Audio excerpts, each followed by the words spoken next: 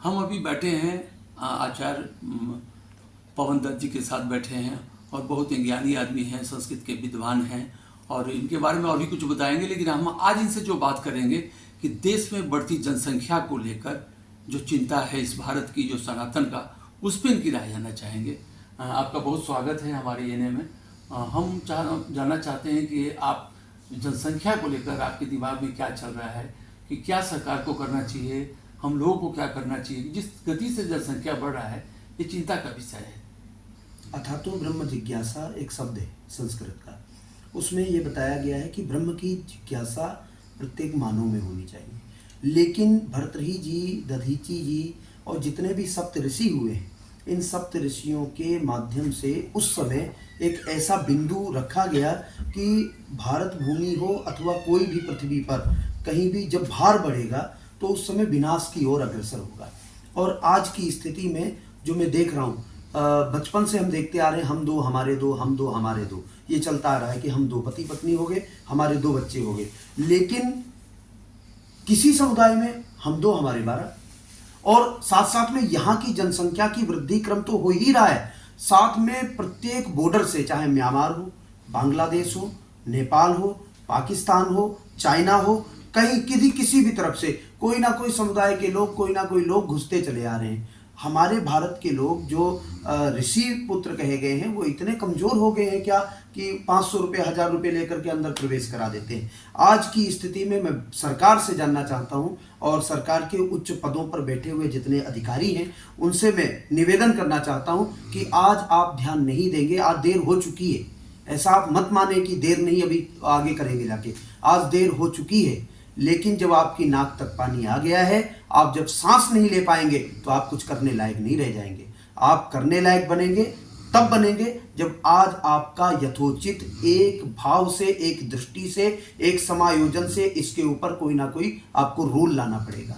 और साथ साथ में मैं ये कहना चाहता हूँ, जनसंख्या वृद्धि भारत के लिए अनुपयोगी है। और एक समुदाय, जैसे हम कहते हैं, कहीं एक चर्चा चली है किसी देश में कि हिंदू को बचाओ। एक देश कह रहा है कि हिंदू को बचाओ। क्यों कह रहा है? क्योंकि हिंदू अगर जो नहीं बचेगा तो परंपराएं नहीं बचेंगी। हिंदू अगर जो नहीं बचेगा तो शरीर की शुद्धिकरण नहीं बचेगा, शरीर में सात्विकताएं नहीं बचेगी, सात्विक भोजन नहीं बचेगा। इसलिए कई देश, कई ऐसे लोग, कई ऐसे प्रतिभाशाली युवक युवतियां सब कहते हैं कि एक धर्म को बचाया जाए, एक सनातन को बचाया जाए। सरकार से मैं कहना चाहता हूं, आप राष्ट्र के हित के लिए आए हैं, आप राष्ट्र का हित सोचिए और करिए तत्काल। और आप राष्ट्र धर्म के हित के लिए आए हैं, आप धर्म करिए और उस पर ध्यान दीजिए।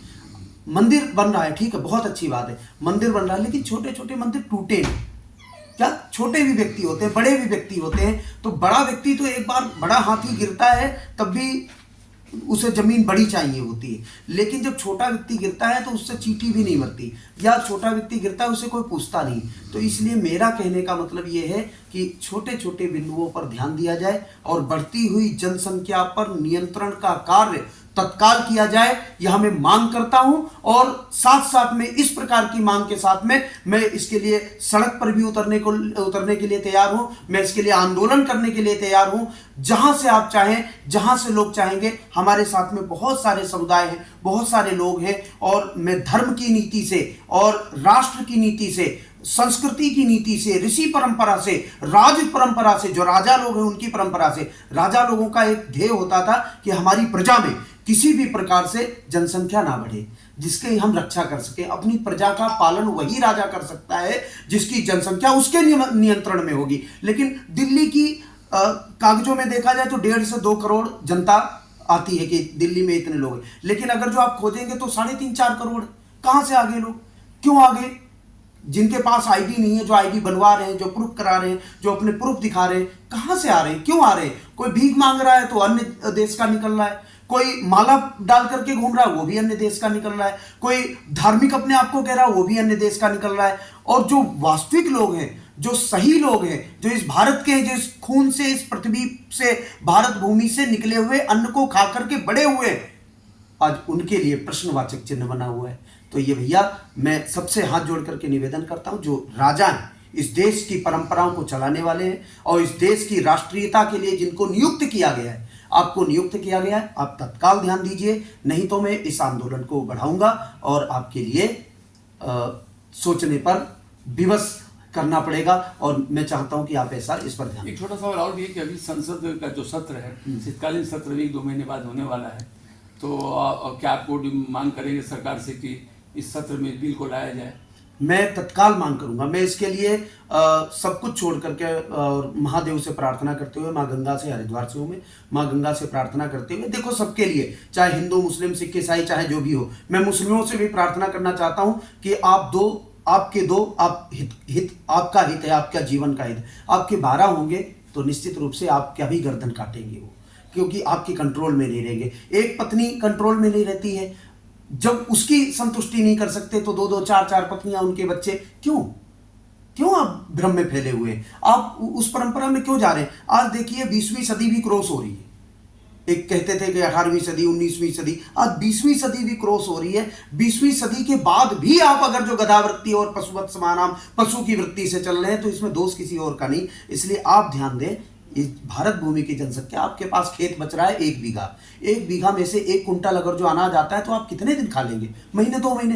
तो आप अपने आप को कम से कम, खेत आपके पास में 1 बीघा 1 एकड़ है, तो 1 एकड़ से निकलने वाले 3 कुंटल अनाज से आप तोलिए, नाप तोल करिए कि आपके बच्चे कितने और आप पति पत्नी कितने दिन खा सकेंगे।